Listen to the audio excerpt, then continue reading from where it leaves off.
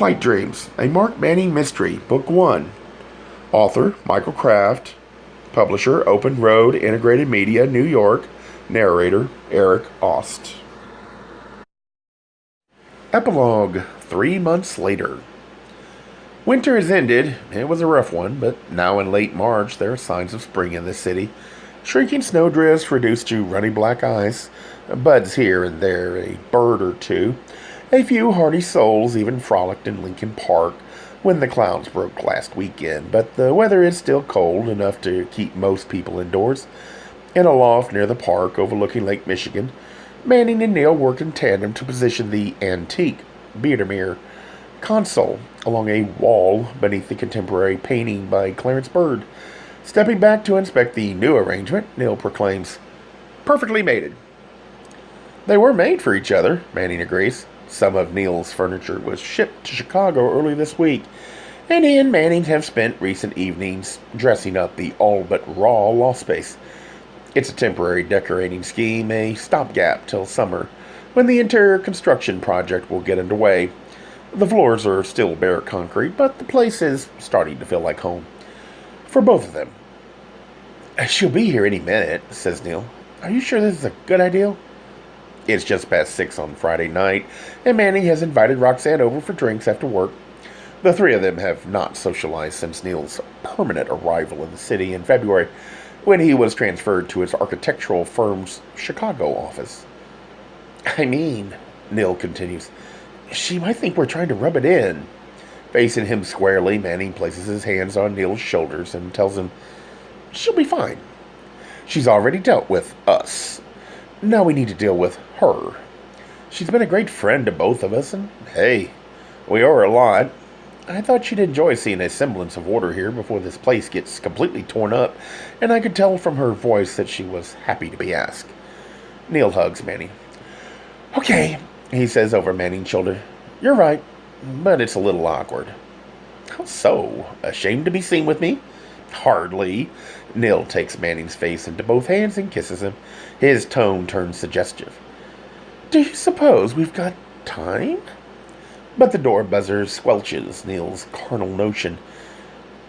It is indeed Roxanne, who makes a grand entrance wearing a fur-lined trench coat and a big-brimmed hat. Neil takes her coat, but she keeps the floppy hat, which seems attached to a new hairdo. If she harbors any grudges, they're not evident. And it's clear from the outset, from their instantly animated discussion, that the three friends have a lot of catching up to do. She asks Manning, "When did they chisel that cast off your arm?" "Weeks ago," he tells her, stretching and flexing his mended limb. "Good as new." "Before we settle in," Neil says to Roxanne, "can I get you something?" "Just water, thanks, but don't mind me, boys. The cocktail hour's nigh," Manning offers. "I think we've got a Pellegrino, maybe a club soda?" "Whatever," she says. "The important thing is we're all here." She strikes a pose against the Biedermeier console, the rakish rim of her hat juxtaposed against the oil painting. Sobriety has been good to her. She looks fabulous. Neil fetches their drinks, and Manning suggests they get comfortable on some of the new furniture. New to him, anyway. "I'm not used to living with upholstery," he quips. "What a luxury." When they are all seated, Roxanne offers a toast. "To your new home, and your new life together." It's a gracious gesture, but with bittersweet overtones. After they drink, there's a clumsy pause. Changing the subject, Roxanne tells Manning, "I see that your pal, Brother Bird, is back in the news." "From behind bars, no less," Manning shakes his head. "It seems the charges just keep mounting. Most serious, of course, is the murder of his fellow seminarian. Then there's his attempt on my life.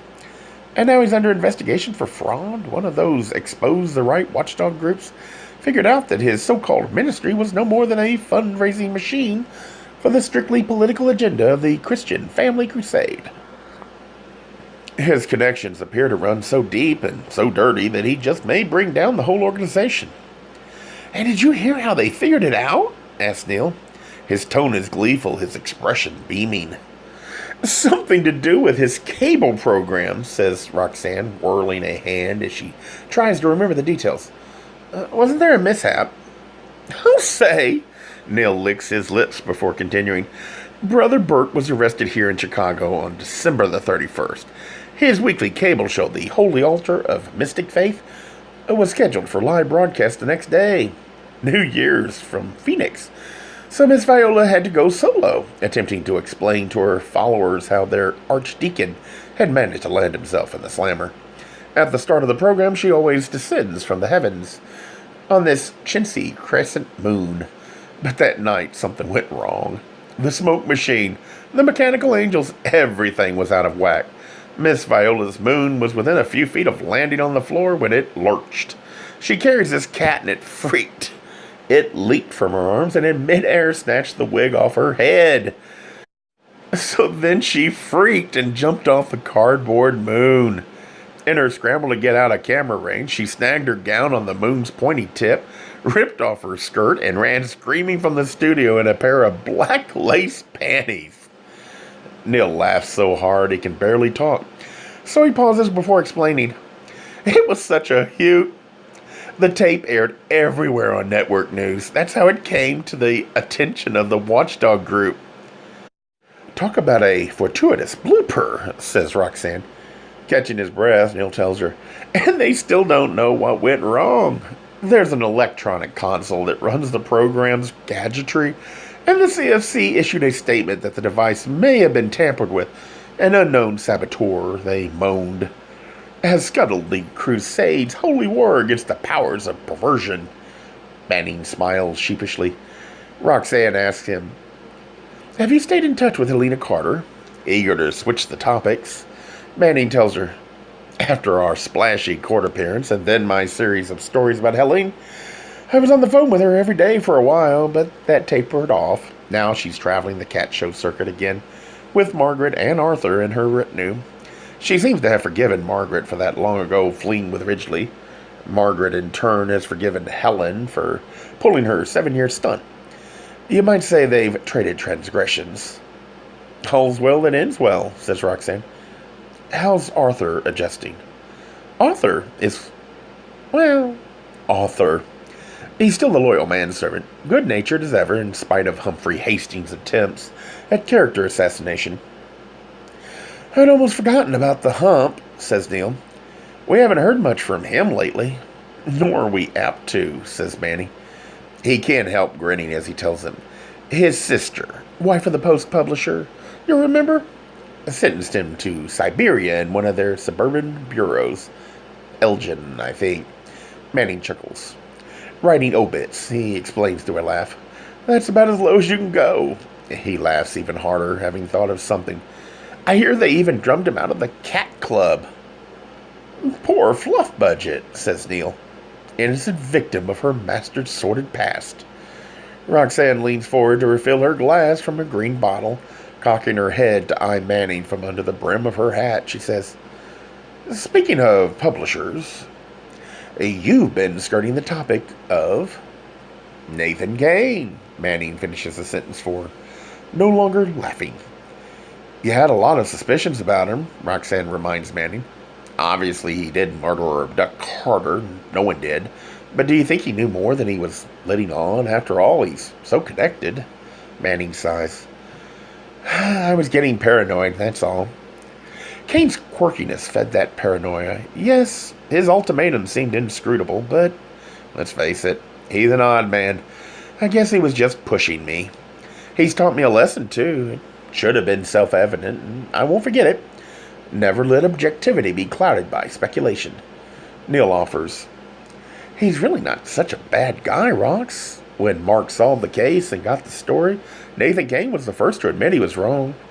Mark got the page 1 series, a nice bonus. Plus, says Manning, the Partridge nomination. The forms went up to Kane's office this afternoon. Congratulations, said Roxanne. That's a bit premature, Manning cautions her. It's only a nomination coming from Kane. It'll have extra weight, but the decision rests with the National Committee, and I'll be up against the stiffest competition in my field. Roxanne rolls her eyes. You're a shoo-in, Mark. Maybe, he admits. The buzzer interrupts their conversation. Oh, says Roxanne, looking toward the door.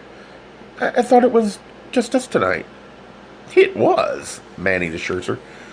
I'll get it, says Neil. Rising, he crosses the single vast room, leaving Manning and Roxanne to talk. They don't, though. Their eyes follow Neil to the door. He opens it and tells someone in the hall, yes, he's here. Then Neil signs for something, closes the door, and returns with a document-sized package. Handing it to Manning, he says, they sent a messenger from your office? Ah, says Manning, picking at it. This must be the Partridge Prize nomination. My editor knew I'd like to have a copy. Thoughtful of Gordon to send it over. Manning's eager expression changes to one of curiosity, though, as he opens the large envelope and finds another one within. No, he says, this has nothing to do with the coveted brass bird. It's a FedEx addressed to me at the Journal from a lawyer's office in Wisconsin. He's got the second envelope open. He skims the document within. Then his eyes pop. Neil asks, well? For Christ's sake, snapped Roxanne. What is it? Manning drops the paper to his lap. An uncle of mine died. He's left me his house in central Wisconsin. I saw it once, only, when I was a kid, and I was spellbound by it. The place is a whopper. I'm sure it's worth plenty. Wow, says Neil. Your uncle had no kids? As a matter of fact, he had 3, Roxanne asked. Then why would you inherit the house? I'm not sure, says Manning. I have an inkling. He pauses, smiles. But that's a whole other story. A Gay Mysteries audiobooks. I think it is easy to hate a label, but a face humanizes the word. So this effort is twofold. To offer comfort to those like myself that your world didn't end because you don't fit into the view of acceptable society on both sides. And in hopes of helping those with family that are LGBTQ, that it doesn't mean we are aliens from the child they once knew. Reassure them so they can maybe be supportive at the same time, being true to their values.